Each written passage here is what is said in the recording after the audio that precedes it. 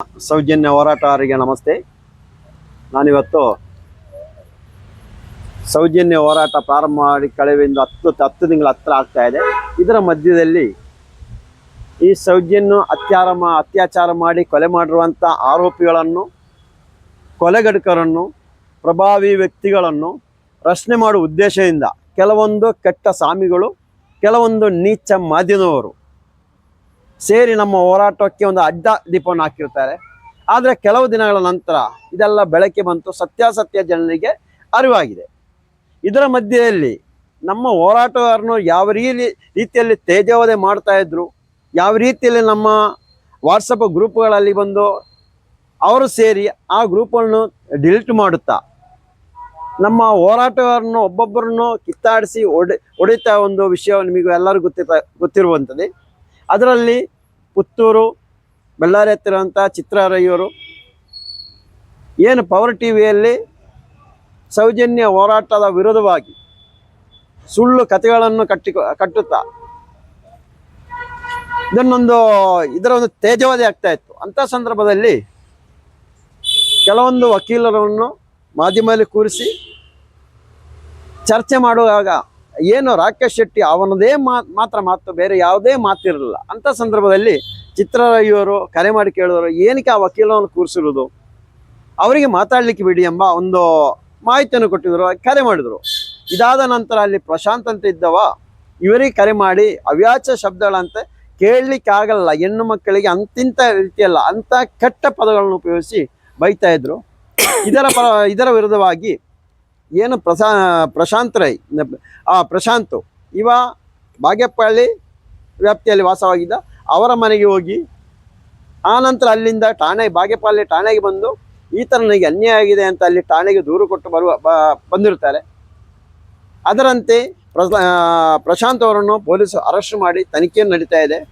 ಇದರ ಮಧ್ಯೆಯಲ್ಲಿ ಈ ಅಕ್ಕವರು ಹೇಳ್ತಾರೆ ಯಾವ ಸ್ವಾಮೀಜಿ ಅಂತ.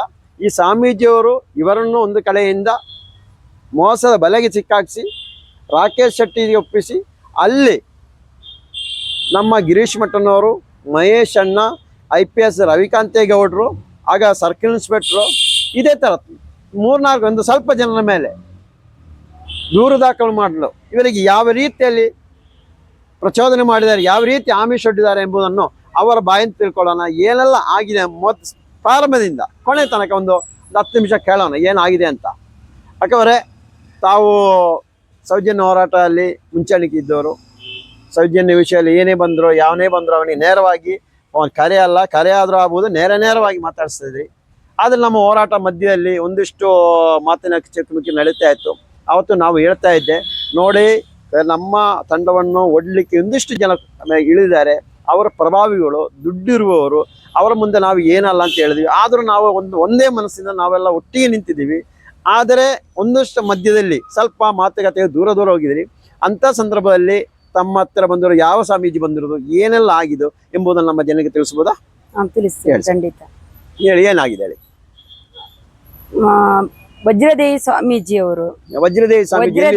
ಸ್ವಾಮೀಜಿಯವರು ಗುರುಪುರ ಕೈಕಂಬ ದಕ್ಷಿಣ ಕನ್ನಡ ಜಿಲ್ಲೆ ಬಂಟ್ವಾಳ ತಾಲೂಕು ಗುರುಪುರ ಕೈಕಂಬ ಹತ್ತಿರವರು. ಹೇಳಿ. ನನ್ನ ಗಂಡ ರಾಜೇಶ್ ಶೆಟ್ಟಿ ಅವರು ಎಲ್ಲ ಬಿಜೆಪಿ ಇದು ಬಜರಂಗ ದಳದ ಸಂಘಟನೆಯಲ್ಲಿ ಅದರಲ್ಲಿ ಕೆಲಸ ಮಾಡ್ತಿದ್ರು ಮೊದಲು. ಹಾಗೆ ಇವರೆಲ್ಲ ತುಂಬಾ ಕ್ಲೋಸ್ ಆಗಿ ಫ್ರೆಂಡ್ಸ್ ಗಳಾಗಿದ್ದವರು ಮೊದಲೆಲ್ಲ. ಹಾಗೆ ನನ್ನ ಯಜಮಾನರಿಗೆ ಒಂದು 6-7 ತಿಂಗಳಿನಿಂದ ಕ್ಯಾನ್ಸರ್ ಕಾಯಿಲೆಯಿಂದ ಬಳಲುತ್ತಿದ್ದಾರೆ. ಹಾಗೆ ಅವರು ಹಾಸ್ಪಿಟ್ಲಿಗೆಲ್ಲ ಹೋಗಿ ಅವರಿಗೆ ಮೆಡಿಸಿನ್ ಎಲ್ಲ ಮಾಡಿ ಆರೋಗ್ಯವಾಗಿ ಈಗ ಇದ್ದಾರೆ. ಹಾಗೆ ಆ ವಿಷಯ ತಿಳಿದು ನನ್ನ ಗಂಡನಿಗೆ ಫೋನ್ ಮಾಡಿದ್ರು, ರಾಜೇಶ ನೀನು ಹೇಗಿದ್ಯಾ, ನಿನ್ನ ವಿಷಯ ನನಗೆ ಗೊತ್ತಾಯಿತು, ಈಗಲೇ ಒಂದು ಹೊರಟು ಬಾ, ನಿನ್ನನ್ನು ನನಗೆ ನೋಡಬೇಕು ಅಂತ. ಹಾಗೆ ನಾವು ಹೋದ ತಕ್ಷಣ ಕವರಲ್ಲಿ 5,000 ರೂಪಾಯಿ ದುಡ್ಡು ಹಾಕ್ಬಿಟ್ಟು ಪ್ರಸಾದ ಕೊಟ್ಟು ಒಳ್ಳೆ ಮಾತಾಡಿ ಕಳಿಸಿಕೊಟ್ರು.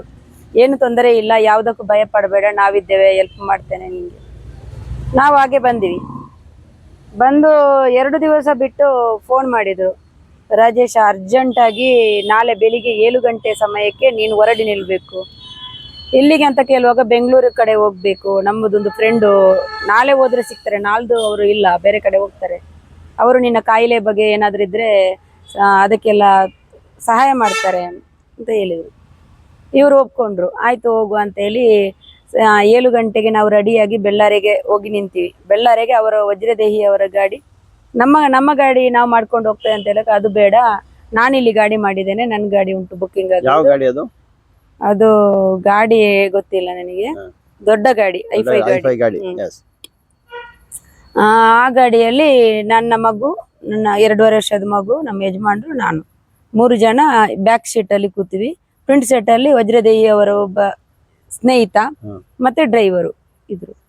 ಹೋಗ್ತಾ 4 ಗಂಟೆ ಸಮಯ ಆಗುವಾಗ ಹೇಳಿದ್ರು, ಇನ್ನು ಮುಂದೆ ಮೊಬೈಲ್ ಅನ್ನು ಸ್ವಿಚ್ ಆಫ್ ಮಾಡಿ ಅಂತ ಹೇಳಿ ಮೊಬೈಲ್ ಕೈಯಿಂದ ತಕೊಂಡ್ರು. ಇಬ್ರಿದ್ದು ತಕೊಂಡು ಫ್ಲೈಟ್ ಮೋಡಿಗೆ ಇಟ್ಟು ಡೆಸ್ಕ್ ಅಲ್ಲಿ ಇಟ್ಬಿಟ್ರು. ಅಂದ್ರೆ ಮೊಬೈಲ್ ಎಲ್ಲ ಮುಟ್ಟುವ, ಅಲ್ಲಿಗೆ ಹೋಗುವಾಗ ತಕೊಂಡ್ರೆ ಸರಿ ಆಗಲ್ಲ, ಬೇಡ ಅಂತ. ಹಾಗೆ ಹೋಗಿ ಒಂದು ಸಾಧಾರಣ ಅಂದ್ರೆ ನಾವು ಒಂದು 3:30 ಗಂಟೆಗೆ ಪವರ್ ಟಿವಿ ರಾಕೇಶ್ ಶೆಟ್ಟಿ ಆಫೀಸ್ಗೆ ಮುಟ್ಟಿದ್ದೇವೆ. ಅಲ್ಲಿ ಹೋಗಿ ಡೌನ್ ಅಲ್ಲಿ ಹೋಗಿ ಕಾರ್ ಪಾರ್ಕ್ ಮಾಡಿ ಹೇಳಿದ್ರು ಡ್ರೈವರ್ ಹತ್ರ, ಈ ಒಟ್ಟಿಗೆ ಕರ್ಕೊಂಡು ಹೋದ ವ್ಯಕ್ತಿ ಹೇಳಿದ್ರು ಡ್ರೈವರ್ ಹತ್ರ, ನೀವು ಇಳಿಬೇಡಿ, ಗಾಡಿಯಲ್ಲಿ ಇರಿ, ನಾನು ಈಗ ಬಂದೆ ಅಂತ. ಬಂದು ಅರ್ಧ ಗಂಟೆ ಕಳೆದು ಅವರು ಬಂದು ನಮ್ಮನ್ನು ಮತ್ತೆ ಕರ್ಕೊಂಡು ಹೋದ್ರು. ಅಲ್ಲಿಗೆ ಕರ್ಕೊಂಡು ಹೋಗಿ ಆಫೀಸ್ ಒಳಗಡೆ ಕರ್ಕೊಂಡು ಹೋಗಿ ಕೂರಿಸಿ ಇಲ್ಲಿ ಈಗ ಬರ್ತಾರೆ ತಡೀರಿ ಅಂತ ಹೇಳಿ. ಅಷ್ಟೇ ರಾಕೇಶ್ ಶೆಟ್ಟಿ ಅವರು ಬಂದು ನನ್ನ ಮಗುವಿಗೆ ಸೆಕೆಂಡ್ ಮಾಡಿ, ಚಿನ್ಮಯಿಗೆ ಸೆಕೆಂಡ್ ಮಾಡಿಬಿಟ್ಟು ಮಾತಾಡಿದ್ರು. ಆಫೀಸ್ ಒಳಗೆ ಬನ್ನಿ ಅಂತೇಳಿ ಮಾತಾಡಿ. ಅಷ್ಟೊತ್ತಿಗೆ ವಜ್ರದೇಹಿ ಅವರ ಸ್ವಾಮೀಜಿದು ಕಾಲ್ ಬಂತು. ಯಾರಿಗೆ? ಒಟ್ಟಿಗೆ ಬಂದಂತ, ನಮ್ಮ ಜೊತೆಯಲ್ಲಿ ಬಂದಂತ ಒಬ್ಬ ವ್ಯಕ್ತಿಗೆ, ಅವ್ರಿಗೆ ನಿಮ್ಮ ರಾಜೇಶ್ಗೆ ಕೊಡಿ ಫೋನ್ ಅಂತೇಳಿ ನಮ್ಮ ಯಜಮಾನ್ರಿಗೆ ಫೋನ್ ಕೊಟ್ಟರು. ಅವ್ರು ಮಾತಾಡಿದ್ರು ಸ್ವಲ್ಪ ಹೊತ್ತು. ಏನು ಮಾತಾಡಿದ್ರು ಗೊತ್ತಿಲ್ಲ ನನಗೆ. ಅಷ್ಟೊತ್ತಿಗೆ ನನಗೆ ಕೊಡ್ಲಿಕ್ಕೆ ಹೇಳಿದ್ರು. ನಾನು ತಗೊಂಡೆ ಫೋನು. ತಗೊಂಡು ಮಾತಾಡುವಾಗ ಹೇಳಿದ್ರು, ನೋಡಮ್ಮ ಚಿತ್ರ, ನಿನ್ನ ಮೇಲೆ ತುಂಬಾ ಸಿಟ್ಟಾಗಿದ್ದಾನೆ ಪವರ್ ಟಿವಿ ರಾಕೇಶ್ ಶೆಟ್ಟಿ ಅವರು, ತುಂಬಾ ಸಿಟ್ಟಾಗಿದ್ದಾರೆ. ಅವರು ಏನು ಹೇಳಿದ್ರು ನೀನು ಓಕೆ ಅಲ್ಬೇಕು. ಅವರು ಏನು ಹೇಳಿದ್ರು ಅದೇ ತರ ನೀನು ಮಾತಾಡ್ಬೇಕು. ನಿನಗೆ ಯಾವ್ದು ಪ್ರಾಬ್ಲಮ್ ಆಗಲ್ಲ, ಯಾವುದಕ್ಕೂ ನಾವಿದ್ದೇವೆ ನಿನ್ನ ಜೊತೆ. ಮತ್ತೆ ಪವರ್ ಟಿವಿ ರಾಕೇಶ್ ಶೆಟ್ಟಿ ಅಂದ್ರೆ ಅದೇ, ಅವರಿಗೆ ನೀನು ಅವ್ರು ಎಂತ ಹೇಳ್ತಾರೆ ಅದನ್ನ ನೀನು ಹೇಳ್ಬೇಕು. ಅವ್ರು ನಿನಗೆ ಸಪೋರ್ಟ್ ಮಾಡ್ತಾರೆ. ಇಲ್ಲಾದ್ರೆ ನಾನು ಇಲ್ಲಿದ್ದೇನೆ, ನೀವು ಅಲ್ಲಿದ್ದೀರಾ, ಏನಾದ್ರು ಹೆಚ್ಚು ಕಮ್ಮಿ ಆದ್ರೆ ನಾನು ಜವಾಬ್ದಾರ ಅಲ್ಲ, ಅಲ್ಲೂ ಬೆದರಿಕೆ ಅಂತ ಹೇಳಿದ್ರು. ಆಯ್ತು ಅಂತ ಹೇಳಿದೆ. ಆಯ್ತು ಅಂತ ಹೇಳ್ಬಿಟ್ಟು ನನ್ನ ಗಂಡ ನನ್ನ ಮಗು ಹೊರಗಡೆನೆ ಇತ್ತು. ನನ್ನನ್ನು, ಮೇಡಮ್ ನಿಮ್ಮ ಹತ್ರ ಮಾತಾಡ್ಬೇಕಂತೇಳಿ ಒಂದು ಕೋಣೆ ಇದೆ, ಯಾವುದು ಕ್ಯಾಮರಾ ಎಲ್ಲ ಇಟ್ಟಂತ ಕೋಣೆ, ಅಲ್ಲಿಗೆ ಕರ್ಕೊಂಡು ಹೋಗಿಬಿಟ್ಟು ಕೂರಿಸ್ಬಿಟ್ಟು ಹೇಳಿದ್ರು, ಒಂದು ಖರ್ಚಿಪ್ ಕೊಟ್ರು, ಟವೆಲ್ ಕೊಟ್ರು, ಲಿಕ್ವಿಡ್ ಹಾಕ್ಬಿಟ್ಟು, ನಿಮಗೆ ಅಳು ಬಂದಿಲ್ಲ ಅಂದ್ರೆ ಇದನ್ನು ಕಣ್ಣಿಗೆ ಒತ್ಬಿಟ್ಟು 10 ಮಾಧ್ಯಮದ ಮುಂದೆ ನೀವು 10 ಹೇಳ್ಬೇಕು. ಏನಂತ ಹೇಳಿದ್ರೆ, ರವಿಕಾಂತ ಅಂದ್ರೆ ನೆನ್ಪಿಟ್ಕೊಳ್ಬೇಕು ಹೆಸರು, ರವಿಕಾಂತ ಗೌಡ ಐಜಿ ಅಂತೇಳಿ ಆ ಹೆಸರು ಫಸ್ಟ್ ಬರ್ಬೇಕು. ಮತ್ತೆ ಬಾಗೇಪಳ್ಳಿಯದ್ದು SI ಶ್ರೀಕಾಂತ್, ಸರ್ಕಲ್ ಇನ್ಸ್ಪೆಕ್ಟರ್, ಅವ್ರ ಹೆಸರು. ಮತ್ತೆ ಗಿರೀಶ್ ಮಟ್ಟಣ್ಣ, ಸೌಜನ್ಯ ಹೋರಾಟಗಾರ. ಮತ್ತೆ ಮಹೇಶ್ ಶೆಟ್ಟಿ ತಿಮ್ಮರೋಡಿ, ಸೌಜನ್ಯನ ಹೋರಾಟಗಾರ. ಮತ್ತೆ ಜಯಂತ್ ಟಿ ಹೋರಾಟಗಾರ. ಮತ್ತೆ ಜಯಂತ್ ಟಿ ನೀತಿ ಟೀಮ್ ಅಧ್ಯಕ್ಷ. ಇಷ್ಟು ಜನರ ಮೇಲೆ ಕಂಪ್ಲೇಂಟ್ ಮಾಡ್ಬೇಕು. ಏನ್ ಕಂಪ್ಲೇಂಟ್ ಮಾಡ್ಬೇಕಂತ ಹೇಳಿದ್ರೆ, ಅವರು ನನ್ನನ್ನು ಬೆದರಿಸಿ ನನ್ನನ್ನು ಅಲ್ಲಿಂದ ಕರ್ಕೊಂಡು ಬಂದು ಕಂಪ್ಲೇಂಟ್ ಮಾಡಿಸಿದ್ದಾರೆ. ನನಗೂ ಮತ್ತು ಪ್ರಶಾಂತನಿಗೆ ಯಾವ್ದು ಸಂಬಂಧ ಇಲ್ಲ. ಪ್ರಶಾಂತ ಯಾರಂತ ನನಗೆ ಗೊತ್ತಿಲ್ಲ. ಅವರು ನನಗೆ ಟಾರ್ಚರ್ ಮಾಡಿ ಬೆದರಿಸಿ ಕಂಪ್ಲೇಂಟ್ ಮಾಡಿಸಿ ನನ್ನನ್ನು ಅವರೇ ಸಾಯಿಸ್ತಿದ್ರು ಅಂತ ಹೇಳಿ ನೀವು ಹೇಳ್ಬೇಕು. ಯಾವ್ದ್ರಲ್ಲಿ ಕಂಪ್ಲೇಂಟ್ ಅಲ್ಲಿ ಕೊಡ್ಬೇಕು. ಎರಡನೇದು ಮಾಧ್ಯಮದ ಮುಂದೆ ಇದೇ ತರ ಹೇಳ್ತಾ ಬರ್ಬೇಕು. ಕಂಪ್ಲೇಂಟ್ ಎಲ್ಲಿ ಕೊಡ್ಬೇಕಂತ ಹೇಳ್ತಾ ಇದಾರೆ? ಅದು ಮಹಿಳಾ ಠಾಣೆಗೆ, ಮತ್ತೆ ಮಕ್ಕಳ ಕಲ್ಯಾಣ ಇಲಾಖೆಗೆ, ಮತ್ತೆ ಕೋರ್ಟಿಗೆ ಒಂದು ಪ್ರೊಡ್ಯೂಸ್ ಮಾಡ್ಬೇಕು. ಮತ್ತೆ ಅವರಿಗೆ ಕೊಟ್ಟಂತ 3 ಕಂಪ್ಲೇಂಟ್ ಅನ್ನು ನಾನು ಮರಳಿ ತೆಗಿಬೇಕು. ರಾಕೇಶ್ ಶೆಟ್ಟಿ ಮತ್ತು ಪ್ರಶಾಂತ್ ವಿರುದ್ಧ ಕೊಟ್ಟಿರೋದು ಕಂಪ್ಲೇಂಟ್ ಅಂದ್ರೆ ಈ ಬಾಗೇಪಲ್ಯದಲ್ಲಿ ಕೊಟ್ಟಂತದ್ದು, ಮತ್ತೆ ಬೆಳ್ಳಾರೆಯಲ್ಲಿ ಪೊಲೀಸ್ ಸ್ಟೇಷನ್ ಅಲ್ಲಿ 2 ಕಂಪ್ಲೇಂಟ್ ಕೊಟ್ಟಂತದನ್ನು, ಅದು ನಾನು ಕೊಟ್ಟಂತದ್ದು ನಿಜ ಕಂಪ್ಲೇಂಟ್ ಅಲ್ಲ, ಅದು ಸುಳ್ಳು ಕಂಪ್ಲೇಂಟ್ ಅಂತ ಹೇಳಿ ಮರಳಿ ತೆಗಿಬೇಕು ಅಂತೇಳಿ. ನನಗೆ ಏನು ಹೇಳ್ಬೇಕು ಎಂತ ಮಾಡ್ಬೇಕಂತ ಗೊತ್ತಿಲ್ಲ. ನಾನು ಒಟ್ಟು ಅಲ್ಲಿಂದ ಹೊರಗಡೆ ಬರ್ಬೇಕು. ಬರುವವರೆಗೆ ನನಗೆ ಏನ್ ಮಾಡಕ, ಒಂದು ನನ್ನ ಮೊಬೈಲ್ ಅವರ ಕೈಯಲ್ಲಾಗಿದೆ. ಆವಾಗ ಆಯ್ತು ಸರ್, ನೀವು ಹೇಳಿದಾಗೆ ನಾನು ಹೇಳ್ತೇನೆ ಅಂತ ಹೇಳಿದೆ. ಆಗ ಇದೇ ಪ್ರಶ್ನೆಯನ್ನು ಹೇಳ್ತಾ ಹೋಗುವಾಗ ನಾವು ಮಹೇಶ್ ಅಣ್ಣ, ಜಯಂತ್ ಅಣ್ಣ, ಮಟಣ್ಣ ಸರ್ ಅಂತ ಹೇಳುವಾಗ ಅದಕ್ಕೂ ಪ್ರಶ್ನೆ ಮಾಡಿದ್ರು.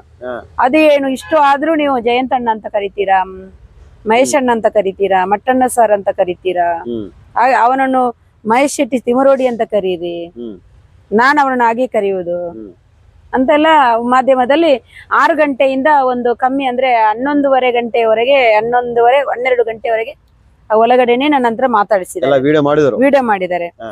ಮಾಡಿಸ್ಬಿಟ್ಟು 2 ದಿವಸ ಬಿಟ್ಟು ಹ್ಮ್. 5 ಲಾಯರ್ಗಳನ್ನು ಕರ್ಕೊಂಡು ಬಂದ 5 ಲಾಯರ್ಗಳನ್ನು ಅವನು 2 ದಿನ ಬೆಂಗಳೂರಲ್ಲೇ ಇದ್ರಾ?